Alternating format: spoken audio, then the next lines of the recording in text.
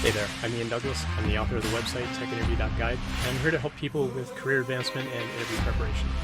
My live stream on Twitch covers topics such as company research, how to build resumes and cover letters, applying for the job, getting through interviews, and what to do during negotiations. I've coached thousands and thousands of people over the years to get jobs at the biggest tech companies in the industry, and I'm here to help you too. The following episode is taken from a longer live stream event and may contain interactions with other people in chat. Check out the end of the episode for more information. Let's get to it. So we had a question come in on chat from Eggy Smalls here asking, I'm doing a lot of dev work, and through some conversation here, we're seeing that they're working on some automation, creating services for internal teams. They are a video encoding technician, but they're working on development to like automate some of that process. They want to be a full-time developer. And so they want to approach a manager on another team to say, hey, I want to come be on your software team full-time. And they're asking advice like, what kind of metrics, what kind of information would I want as that other manager to convince me to make a position, because there isn't currently a position open for that team. Over the past 5 years, I've been slowly creating these business critical apps and services. Okay, cool. Appreciate the context on that. As that other manager, I want to know the value that you can bring to the team. The type of software that you've been building may not be as relevant to my team as it is on the team that you're currently on. Like building out that automation and building out the tooling and so on that's making your team highly productive is fantastic. That might not be the kind of software that I'm building on that other team. And so while it's good that I can see that you're doing software development, if it's not immediately relevant to what I need on my team, it's going to be a lot harder to convince me to bring you on my team, make headcount for you on my team, take money out of my budget to have you come on my team if you're not working on the kind of software that my team makes. So in the current role that you're in, you're working on automation, you're doing video encoding, and you're automating that, you're making your team more productive. But let's say my software team is in billing and we work on billing software and it's totally unrelated. I would want to see that you've worked on some kind of project that's more relevant to what my team actually does. That would be the first step, to show that you can work on the kind of software that is more relevant to what my team does. If there are aspects of the kind of work that you've been doing with this automation and the programming that you've been doing on your current team that is relevant, then you need to sit down and say, this is what I've done that is relevant to your team, and ask them, what would you like me to build? What would you like me to continue to learn and grow on the side? Maybe I can do some side projects, or maybe split my time like 80-20. Like I'll work in this other role 4 days a week and I come work on your team 1 day a week, just to learn what it is that your team does, and work that out with your current manager too. Like you want to make sure everybody's okay with this arrangement, and just say, you know, maybe shadow them for half a day every week. So that's like 10% of your time. So if you factor in 5 days a week, 2 half days, that's 10 half days over that week. Take one of those half days and say, I'm going to go shadow someone on that other team for that half day, learn about what it is they do.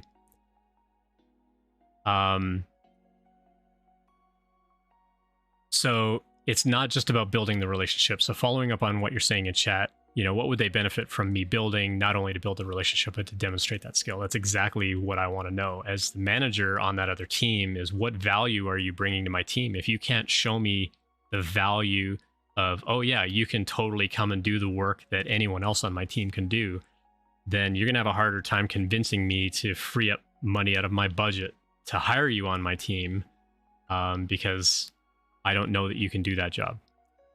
So sitting down with them and finding out, or sitting down with someone on that other team and say, what kind of projects do you do on a regular basis? Like if your team had a job opening, what kind of projects, what kind of programming could I do that would make me a really good candidate to apply for that job? If I was outside the company and I was coming in.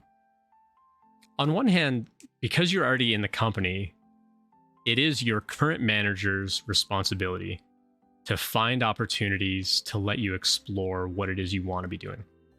Not every manager is going to be really great at that. Some managers are going to be really sort of tight-fisted over, like, you're on my team, I'm not letting you go.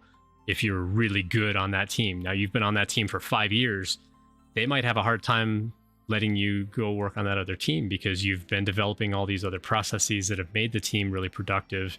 They may not want you to leave that team. So I think you might have a harder time convincing your current manager to let you leave than to convince the other manager to let you come on their team. But that's a separate conversation. I think the first conversation is finding out what that other team actually needs as far as skills and experience levels and things like that. And talk to other people on that team and say, what other projects could I be building, so that I can immediately turn around to that other manager and say, okay, I talked to these 2 or 3 other people on the team, and they said I should go learn the following programming languages, work on the following frameworks. This is the kind of projects that they said that they're involved in. So I've made little demo applications and demo projects similar to what your team currently does, because I really want to come work on your team. Now I can bring that value to the team and I can hit the ground running a little bit. Maybe not running, but you at least understand kind of the core concepts of what that team even does. Again, for anybody applying for any kind of job, as a hiring manager, I want to know, what immediate value are you bringing to me and my team? How are you going to make my team better? If you're coming on my team and you're just going to be a drain on my team because we got to train you on everything, we got to teach you everything, we got to hold your hand on everything, I'm a lot less likely to want to hire you. In this case, there isn't even an open head count for this role. You're trying to convince this manager that that they should make this role for you. And so the first thing that I would spin is, I really like the company. I'm all in on this company. I've been here for 5 years. I want to be here 5 years more or longer. I love what I do.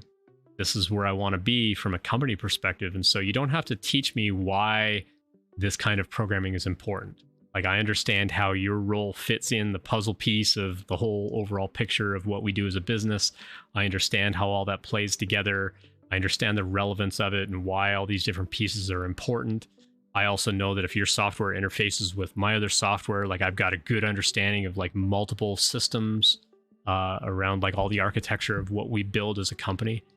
And so it's really then, okay, how can I show the sort of hands-on demonstration of what that team needs you to do? And so find out from them, like, what kind of technologies, what languages, frameworks. Start with small things. Figure out like smaller applications that you can go build. Go start building those things out. Start building up that experience. Ask other people on that team, like, hey, I'm trying to build something similar to that checkout process. So, like, assuming it's like a billing team, just say, hey, I made like this little shopping cart app. I know it's not exactly what your team does, but I'm trying to learn kind of the basics and those fundamentals. Could you give me a code review and let me know what you think? Put it on a GitHub repo, give them access to it, or make it public or whatever, if it's not, exposing anything, that's going to get you in trouble with the company. But ask them for a code review. Ask them for an honest assessment of like, what do you think about the code? Am I ready? What can I improve? How can I improve it? What can I do better? And get their take on it, get their feedback on it. I think that will help you grow in a lot of ways. Continue to develop. Like, this isn't going to be an overnight thing. This is going to take months. It's going to take a while to kind of go through.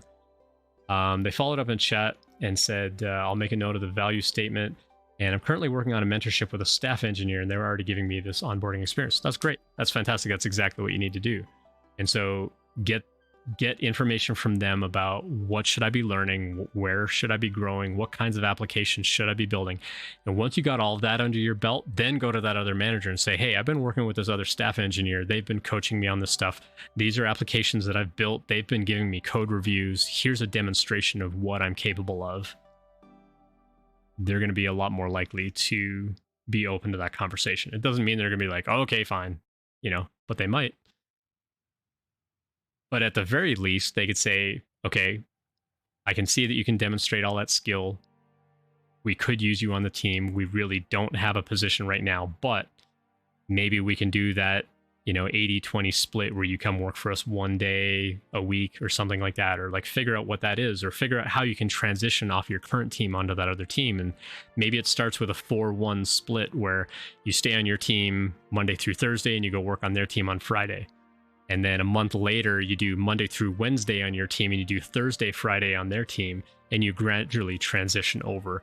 And so that team gets to work with you, they get to interact with you, they get to see that skill, or just say like, hey, I've got this, now that I've got this skill, I can demonstrate it. Can I come shadow the team for like half a day every week just to get used to working on that team and whatever.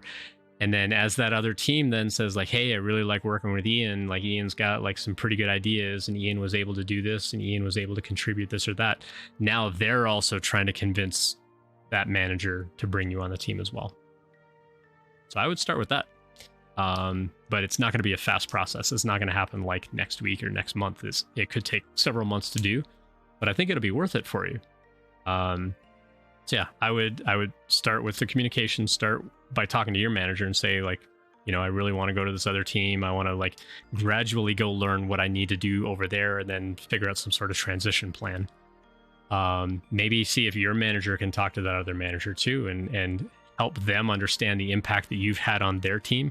Have that manager vouch for you to that other manager and say, yeah, Ian on this team was able to like automate all this stuff, figure this other stuff out. It made our team more productive. Like have them vouch for you to that other manager. That might help too. But at the end of the day, you're still going to have to demonstrate that you could do the job that anyone else on their team can do. And so you're still going to have to go learn those skills. So yeah, I think keep working with that staff engineer, ask them for code reviews, improve at that, and then gradually demonstrate to that other manager that, this is really what I want. Look at this effort that I've been putting in over months. Like this is really what I want to be doing. At the end of all that, if they really say no, like we can't bring you on the team, there's no opening, there's no foreseeable opening on the team, well, guess what? You've also built up a bunch of other skill. You could just go get another job and maybe make more money at the same time. Like just say, okay, cool. This is really what I want to do. I really want to be a full-time software developer. So I'm going to go chase that other job instead. And now you've been working up, all that other skill. You've got other projects that you've been building. You're able to now demonstrate and prove that value to any other manager. So now you can go interview for any other job. This was clipped, yeah. So I'll end the clip here in a minute. So yeah, I would continue doing what you're doing with a staff engineer and continue to kind of build up those side projects. And then one way or another, you've got side projects and you've got new skills. So even if that other manager is really hard-nosed on like, no, I really am not going to bring you on my team, at that point, you need to make the decision of, do you really want to stay at the company or do you want to find something else? Because now you've got demonstrable skill that you can take to any other company. Thanks for checking that out. I hope that you found it helpful. I always appreciate feedback, so please let me know what you think. I appreciate any subscriptions, so please tell your friends and colleagues about it as well. Check out the website techinterview.guide for more information about when I'm live streaming and all of my free content. Drop by a live stream anytime to ask questions or message me privately, whatever makes you most comfortable. See you next time.